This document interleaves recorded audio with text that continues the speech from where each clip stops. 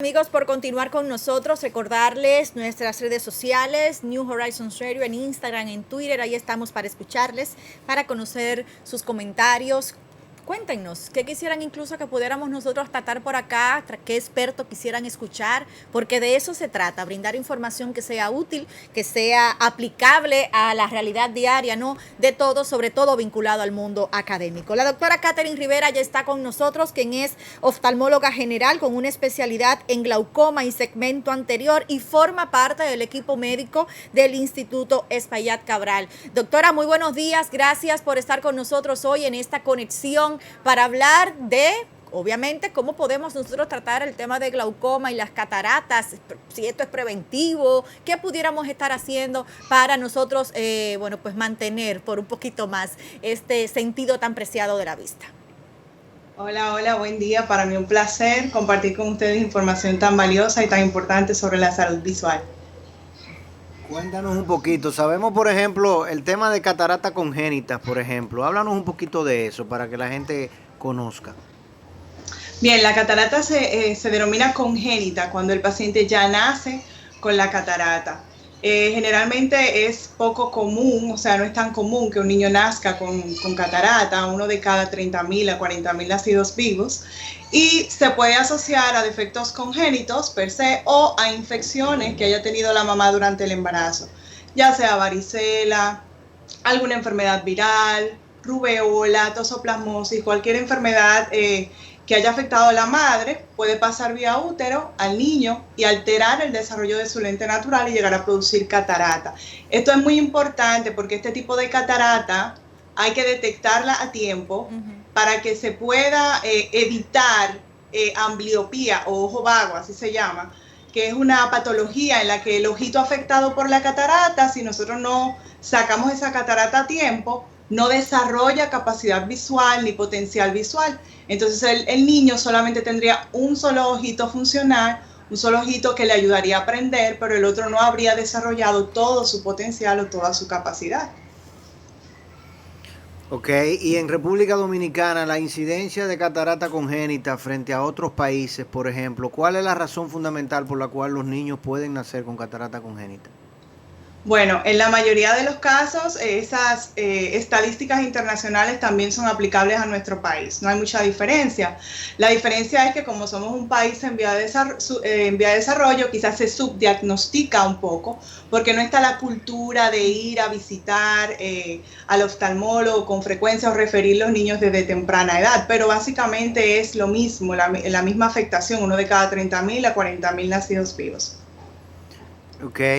Y háblanos un poquito, ese tema de la ambliopía, por ejemplo, sabemos, yo lo conozco pues, personalmente, que el diagnóstico, o sea, el llevar a los niños pequeños al oftalmólogo es fundamental para prevenir y evitar el tema de la ambliopía, ¿no? Del ojo vago.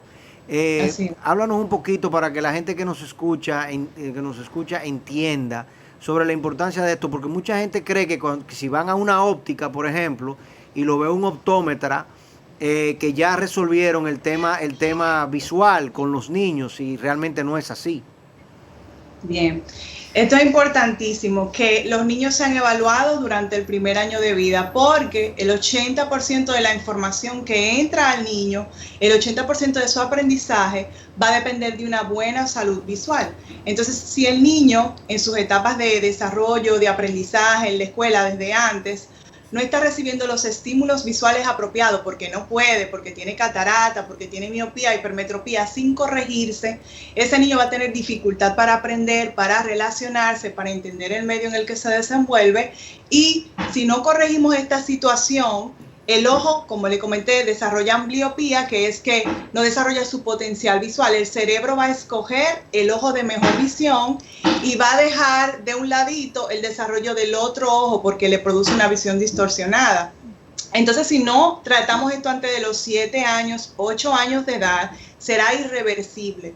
aunque el paciente luego de esa edad intente con lentes mejorar la visión de ese ojo, no le va a ser posible. Entonces, por eso es tan importante que los padres desde el primer año de edad y todos los años siguientes de forma rutinaria lleven los niños a un oftalmólogo, porque muchas cosas no las notamos a simple vista. Muchas enfermedades de los ojos, obligatoriamente para diagnosticarla, tiene que ser a través de un examen oftalmológico rutinario completo con un profesional. Entonces, para que el examen sea completo, debe ser con un oftalmólogo, porque en una óptica le va a realizar medición de lentes, que es lo que se realiza generalmente en las ópticas, pero el examen oftalmológico completo requiere un profesional ya capacitado. Eso es súper delicado lo que usted acaba de decir, doctora, porque lamentablemente la cultura es ir a la óptica. Es ahí donde regularmente entendemos que resolvemos el problema y lejos aún cuando no tenemos entonces digamos que la práctica, la cultura, la disciplina de ir al médico de manera preventiva. Tenemos ya la situación de que antes de los 7 años pues no tuve la previsión de hacer estos chequeos. ¿Qué debo entonces ver en mi hijo? Simplemente lo llevo a hacer esta consulta con el especialista, y qué tanta posibilidad habría de que esto pueda ser controlado, aunque como usted ha señalado, antes de los 7 años es la etapa crítica. Bien, los padres deben ser siempre bien observadores con los niños. Cuando están, por ejemplo, viendo el televisor o tratando de leer, observar si el niño hace como si quisiera cerrar los ojos para poder ver bien, si lagrimea mucho, si se frota mucho el ojo, porque pueden ser signos de que tenga algún defecto de lentes que no está corregido y que amerite entonces una evaluación. Lo ideal es que lo lleven a chequeo aunque no vean nada, porque como les comenté, hay muchas cosas que no se pueden ver, que no dan manifestaciones que el papá pueda darse cuenta. Pero si lo lleva de forma rutinaria a la evaluación, es probable captarlo a tiempo. Entonces, ya luego de que el paciente ha sobrepasado los 7, 8 años de edad y tiene esta condición, nuestra prioridad es hacer que, dentro de lo posible, la visión que pueda alcanzar, el potencial visual que aún le queda, nosotros podemos explotarlo al máximo, ponerle su mejor corrección en el otro ojito. Si hay alguna otra enfermedad, catarata, glaucoma, estrabismo, manejarlo también y conservar y proteger la visión de su ojo con mayor función visual o con mejor visión. Claro. Siempre hay opciones para poder manejar, aunque no curar completamente, pero mejorar y estabilizar la visión del paciente. Bien. Y acá en República Dominicana el tema de las cataratas, en adultos me refiero ya, usted nota hoy en día, no sé cuántos años usted tiene en su práctica, porque usted es una persona muy joven, se nota hoy en día que los adultos sobre todo están visitando más al oftalmólogo con mayor frecuencia para reducir, porque yo recuerdo 20 años atrás que la mayoría de las personas que se operaban de cataratas ya eran muy adultos y esas cataratas estaban muy encapsuladas y obviamente pues entonces digamos que sufrían, el trauma era mayor y uno decía, caramba, si se pudiesen haber tratado antes quizás no generaban esa catarata. ¿Cuál es la casuística hoy en día? Bueno, mira, últimamente con todo esto de la pandemia, que las personas se han visto obligadas a tener que utilizar mucho los equipos, computador, celular, lectura, sí, no, el daño visual casa, es terrible. Exacto, las visitas han sido mucho mayor, o sea, las personas se están motivando más porque han notado, han sentido fatiga visual, entonces van con mucho mayor frecuencia. Pero las estadísticas indican, tanto internacionales como nacionales, que la mayoría, 80 a 90% de los pacientes por encima de 60 años de edad, tienen catarata, o sea que eso es algo bastante frecuente. Lo que pasa es que algunos pacientes tienen la catarata en un estadio que se llama incipiente, que aún no le ha dado mucha molestia, no le ha dado sintomatología, no sienten tanta visión borrosa, pero ya luego de los 65 aproximadamente, después de esa edad, la mayoría, casi el 90% de los pacientes tienen síntomas importantes que le hacen buscar asistencia oftalmológica. Entonces realmente, aunque el uso del computador y los equipos no influyen en el desarrollo de la catarata, pero sí le hace notar, obliga al paciente a utilizar mucho la visión y a buscar asistencia oftalmológica, y ahí nosotros diagnosticamos y nos damos cuenta de muchos casos de pacientes que creen que van a un chequeo para cambio de lente, pero resulta que lo que necesitan no es lente, lo que necesitan es cirugía de catarata. Ya. Doctora, usted ha mencionado uno de los síntomas que es el tema de la visión borrosa, pero entonces, ¿cuáles son esos cambios específicos que nosotros podemos sufrir al tener quizás, el tema de la catarata es muy visible, la glaucoma es un poquito más imperceptible? Visible, ¿no? ¿Cómo visible? La catarata, no. ¿Se nota? No. Bueno, pues No, es que descríbanos. lo que tú estás pensando en un terigio. Bueno, eso pues es lo que debo estar comúnmente le llaman uña. Aquí Bueno, en el pues país. entonces acláranos, arroje luz, doctora, Sí, por favor. no, eso no En es esta lo mismo, confusión, explíqueme entonces estas diferencias y cuáles son esas incidencias, La ¿no? catarata no se nota. Esas incidencias en Fácilmente. nuestra salud visual y qué formas nosotros podemos entonces qué podemos aplicar para prevenirlo.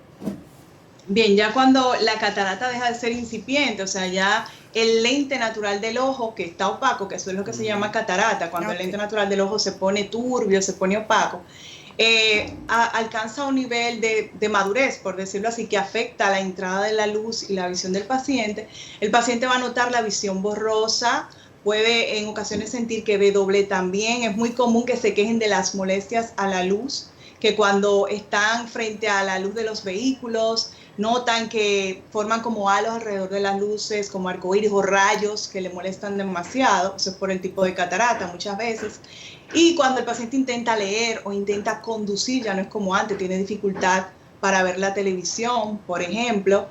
Los pacientes que se quejan de que han tenido que cambiar los lentes con mucha frecuencia. Por ejemplo, me lo hice ahora y en 3 meses tuve que volver a cambiarlos.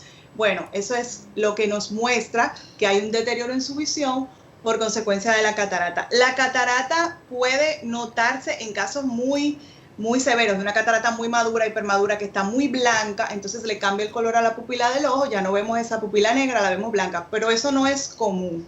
O sea, no es común que cuando uno mira a un paciente se note eso. Esos son mínimos de los casos, cuando ya la catarata está demasiado avanzada o es una catarata por un golpe o por diabetes. O sea que en la mayoría de los casos no lo vemos a simple vista mirando el ojo de la persona. Correcto, cuando tú le ves por fuera, eso ya es un tema de pterigium, ¿no? Lo que le llaman uña acá, que ya eso es a nivel de córnea. Exacto, de superficie del ojo. Correcto. Muy bien. Entonces, acá en el país, doctora, lo ideal, ¿no? Lo que se tiene que promover y sobre todo en el renglón en el que usted se encuentra es que las personas tengan un chequeo visual. ¿Con qué frecuencia? ¿Una vez al año? Sí, nosotros siempre recomendamos de forma rutinaria un chequeo por lo menos una vez al año. Ya si el paciente tiene alguna condición de riesgo, por ejemplo, los pacientes que tienen familiares con glaucoma cercano, papá, hermanos, mamá, abuelos, nosotros les recomendamos un chequeo rutinario probablemente 2 veces al año para detectar, sobre todo si están acercándose a la edad de mayor riesgo, después de los 40 años, 50 años, 60 años. Ay, Ana, te fuiste. Yo cumplo 40 entonces, en un mes. Esas son las edades más vulnerables para ambos, para la catarata y también para el glaucoma. Ay, Dios.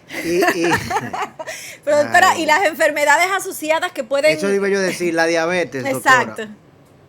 Bien, sí, es muy común que la diabetes mal controlada, por ejemplo, puede llevar a ambas situaciones. O sea, puede producir una catarata, que en este caso se llama catarata diabética, porque cuando aumenta la glicemia, los niveles de azúcar en la sangre en el paciente sin control, dentro del ojo se absorbe el líquido, mucho líquido se retiene dentro de ese lente natural y se va opacificando, entonces produce esa catarata blanca. Esa sí es una de las que se puede ver a simple vista, es lo que se llama catarata diabética. Entonces, esas cataratas hay que extraerla, igual que todas, mediante cirugía, pero es importantísimo que el paciente tenga buen control de su glicemia, porque muchas veces operamos al paciente y espera recuperar mucha visión luego de la cirugía, pero tiene la retina enferma, porque la diabetes sin control le ha enfermado la retina, por ejemplo. Otras enfermedades también sin control influyen, por ejemplo, en el glaucoma, la hipertensión arterial e incluso la hipotensión arterial se han relacionado con el desarrollo del glaucoma, que el glaucoma es una causa de ceguera irreversible, la segunda causa de ceguera a nivel mundial y primera causa de ceguera sin solución a nivel mundial. Hablamos de 11 millones de personas ciegas por glaucoma y en nuestro país 400.000 personas padeciendo glaucoma, 4% de nuestra población, o sea, es bastante alta la incidencia. Ajá. Entonces, también tenemos una alta incidencia de diabéticos, más otros factores como la edad avanzada, la hipertensión, cualquier enfermedad metabólica que no esté bien controlada puede llevar al paciente a desarrollar cualquiera de estas dos condiciones, glaucoma o catarata también. Bueno, señores. precisamente, o sea, la casuística, en el caso de los jóvenes, nosotros acá en el colegio, ya la doctora Vergés lo había dicho acá en ocasiones anteriores, por el tema del exceso de exposición a las pantallas, entonces deberíamos todos estar utilizando lentes con filtro ultravioleta frente a estas benditas pantallas de día y de noche que nosotros estamos todo el tiempo expuestos, porque literalmente nos están comiendo los ojos. Así mismo. Doctora, nos hacen llegar una pregunta, que qué tan peligroso es el queratocono. Queratocono, sí. A ver. Sí, Es una úlcera. Bien. El queratocono es una enfermedad de la córnea. Es un proceso degenerativo que sufre la córnea. Generalmente inicia en eso de edades de la adolescencia aproximadamente. Y altera la visión porque la córnea, que debe ser redondeada, esférica normalmente, empieza a tornarse cónica, como el conito de un helado. Entonces se produce miopía alta y produce astigmatismo alto. Le baja la visión al paciente de forma importante. Entonces el paciente empieza a buscar de forma recurrente que le cambien los lentes para poder ver bien. Si el oftalmólogo o la persona que le está chequeando no está capacitado para esto de forma correcta, no identifica que lo que está sucediendo es una enfermedad que está progresando y avanzando y degenerando su córnea. Entonces depende mucho del grado de queratocono. Hay queratoconos que son más leves, queratoconos que son grado 3, grado 4, mucho más avanzados, que requieren medidas mucho más agresivas. Los más leves lo que requieren es que son menos peligrosos, que al paciente se le coloque lentes para corregir su visión. Lo que nosotros hacemos es que estudiamos el nivel de miopía, astigmatismo, corregimos su defecto visual para que el paciente vea bien, puede ser con un lente de armazón o con un lente de contacto, y vigilamos cada 4 a 6 meses con estudios para ver si sigue progresando, porque hay pacientes que se estabiliza y ya no progresa más, queda en un grado leve que con sus lentes, bueno, se corrige su miopía y su astigmatismo, pero hay pacientes que necesitan láser para detener la progresión del queratocono. Hay pacientes que tienen un nivel tan avanzado que se rompen capitas de la córnea, se inflama la córnea y forma cicatrices irreversibles que no le deja ver, que es peligroso en ese caso. Y ya la única solución para lograr que ese paciente recupere visión es llevarlo a cirugía de trasplante de córnea. Hay otros que están en un menor grado que le colocamos unos anillitos intraestromales, son unas estructuras que permiten que su córnea se estabilice, no progrese tanto, se haga más gruesa, no sea tan débil, y con sus lentes y lentes de contacto está. O sea, habría que ver en qué grado específico está el paciente, pero un queratocono sin chequear de forma regular, que está bajándole rápidamente la visión al paciente, puede ser bien peligroso. Entonces el paciente tiene que chequearse de forma rutinaria y con un especialista de córnea, que es el especialista que atiende esos casos. Bueno, pues señora, ahí está servida nuestro oyente, respondida a la pregunta.